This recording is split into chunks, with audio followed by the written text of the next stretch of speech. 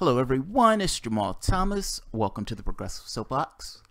So apparently in a video that I was doing, having a conversation with Debbie about the Parkland shooting, Debbie called in because she didn't necessarily like what I was saying about the shooting.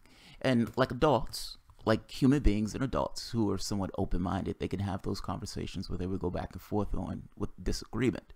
Debbie believed more so that this was somewhat staged, or the narrative of events that were being given and not necessarily accurate. And me more so in the camp of, you know, it's shootings happen. We have a country that's watching guns. Those things are going to take place. Regardless of the perspective that you take on this, and regardless of where you fall on this, it is somewhat worrying that YouTube will interject itself and cut the stream. Now, the reason that they cut the stream, believe it or not, wasn't necessarily because of that video, even though that video will eventually get flagged. They cut the stream for a previous video, a video that was on Russian trolls. I shit you not. So the video that YouTube is taking issue with is this one. I got this letter. As you know, our community guidelines describes which content we allow and don't allow on YouTube. Your video, Russian Troll Farm, debunked by journalists that discovered it in 2015, was flagged upon review. Upon review, we've determined that it violates our guidelines. We've removed it from YouTube and assigned a community guidelines strike or temporary penalty to your account. So essentially, they've taken my capacity to do live streaming because of the video, Russian Troll Farm, debunked by journalists that discovered it in 2015. Now, in case you didn't see that video boiled down to a conversation between Chris Hayes and a journalist that discovered this troll farm going back to 2015. Just before the video, or just the day before, Chris Hayes had on these hysterical people who were screaming that trolls, or for that matter, Facebook and Twitter ads, was equivalent to 9/11 and equivalent to Pearl Harbor. This is what Chris Hayes had on his television show. A bunch of trolls, people who were doing Facebook and Twitter ads, were equivalent to 9/11 and Pearl Harbor. My video, and the day after that, Chris Hayes had on a guy who investigated that in 2015 and made the point to Chris Hayes that these people are being hyperbolic and these people are being hysterical. And for all intents and purposes, I did a story on this particular thing going back to 2015. And what they're saying about this is massively overblown. The point of my video was pointing to this, saying this particular guy investigated this particular story and nailed it down early on that this was overblown. For all intents and purposes, he was debunking the hysteria that these people were putting out there in regards to this Russian troll farm, acting like this troll farm was this thing that was somehow undermining democracy. That was the point of the video. That was the entirety point of the video.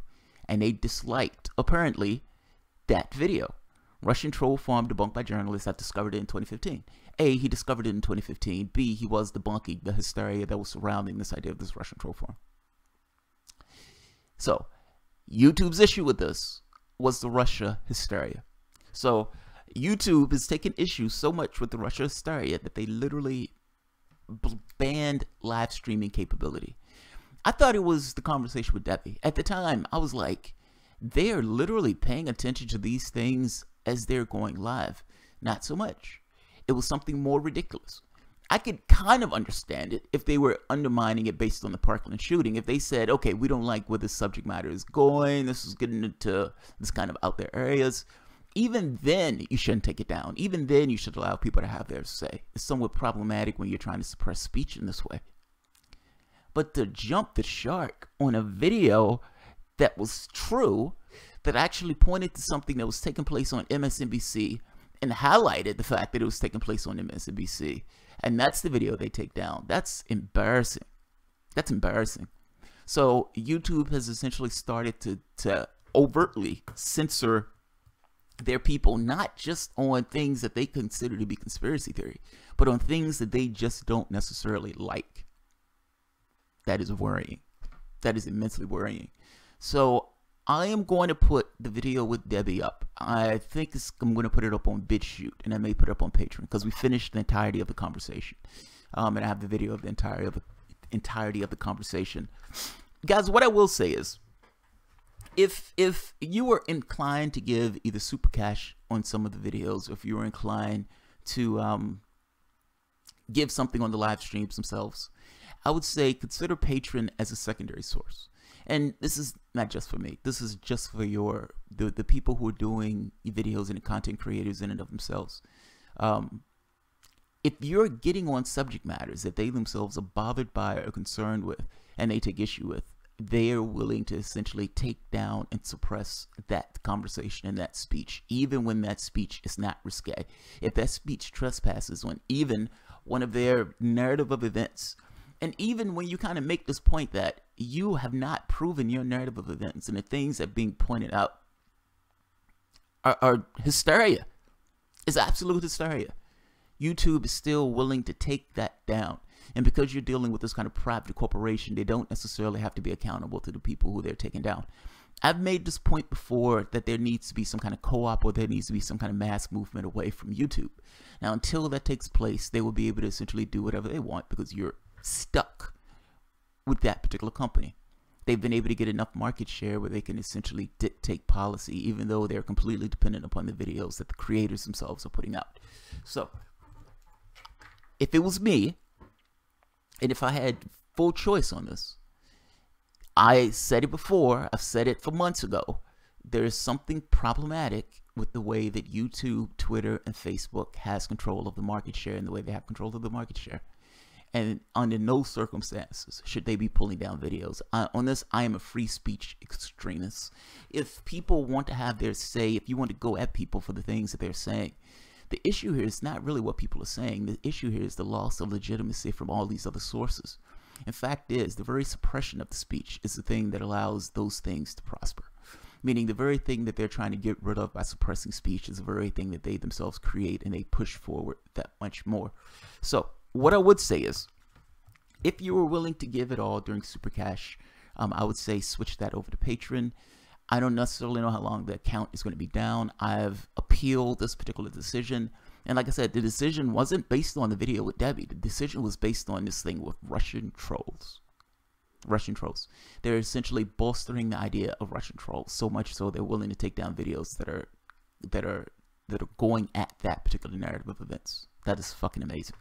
That's fucking amazing. So just be aware, if you don't see me live streaming for a while, that's probably why. What I may do is switch over to live streaming on Facebook in the intervening time until the appeal is done. Because I have to be honest, it's somewhat bogus. If like I said, if they were going at me over the Parkland shooting thing, the Debbie conversation, I would understand it. I was like, okay, it's fucked up. It doesn't really make sense. But these guys are trying to, they've taken down one video on this. No, they shouldn't be taking down any videos on this stuff. But whatever, fair enough. Nothing to do with that. Russian trolls. Russian trolls. Their thing was, we don't like you saying that the Russian troll narrative was debunked by the journalist on Chris Hayes, even though the journalist on Chris Hayes was absolutely debunking this idea that Russia hysteria, or that these guys were actually some kind of force in the election itself. So I will leave it at that. Caitlin Johnston is supposed to be on the show at 9 p.m. tonight. She was supposed to be anyway. That's probably going to be switched over to Facebook. I will put the link at the bottom to see if I can actually have that interview live with her on Facebook. So that's what's going on.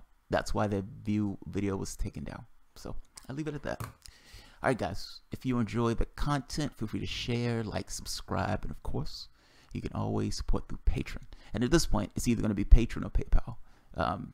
Until this is worked out, Super Cash and everything else goes away. So if you guys want to support, feel free to support either through Patreon or PayPal. Thanks, guys.